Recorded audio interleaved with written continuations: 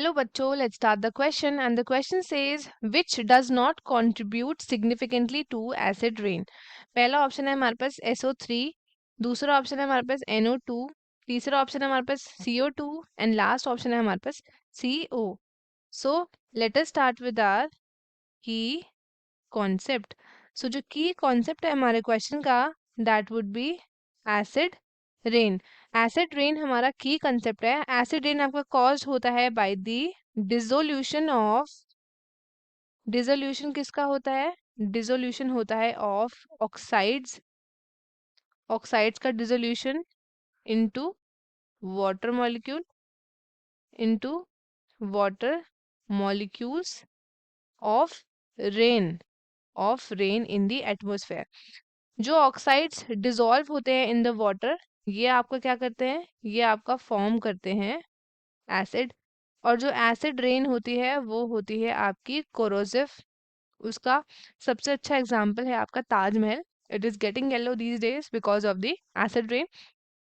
And अगर हमें देखना है कि एसिड रेन जो हो रही है आपके किस किस आपके प्रोडक्ट से हो रही है, फिर किस किस चीज़ों से हो रही है, तो सबसे पहले तो ये हो रही है due to the emission of sulphur dioxide. Sulphur dioxide की वजह से हो रही है.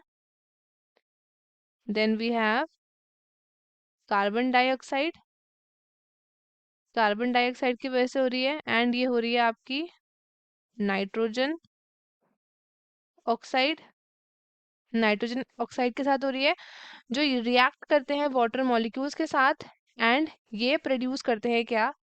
ये प्रोड्यूस करते हैं sulphurous acid, sulphurous acid. Then we have carbonic acid and nitric acid. ये तीन चीजें ये फॉर्म करते हैं. तो सबसे पहले तो अगर हम बात करें ऑप्शंस की, तो सबसे पहला है हमारे पास SO3.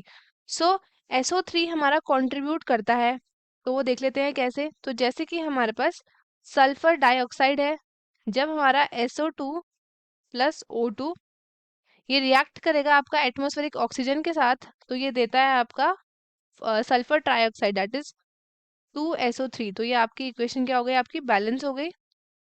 सो जो SO3 है प्लस ये रिएक्ट करता है वाटर के साथ, तो ये बनाता है H2SO4, जो कि क्या है आपका सल्फ्यूरिक एसिड.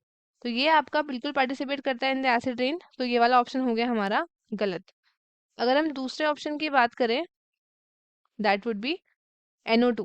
NO2 की अगर हम बात करें, तो जैसे हमारा NO है प्लस O2, ये देगा आपका NO2.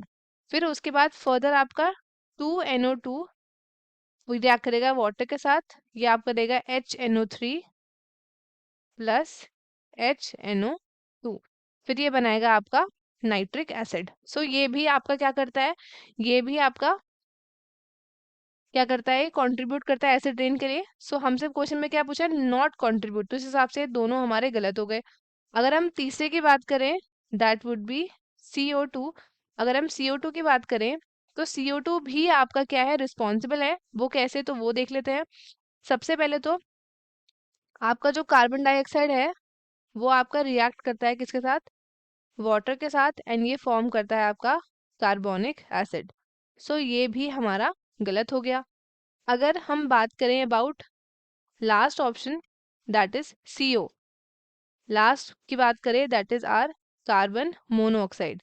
सो जो कार्बन मोनोऑक्साइड है, it does not react with water.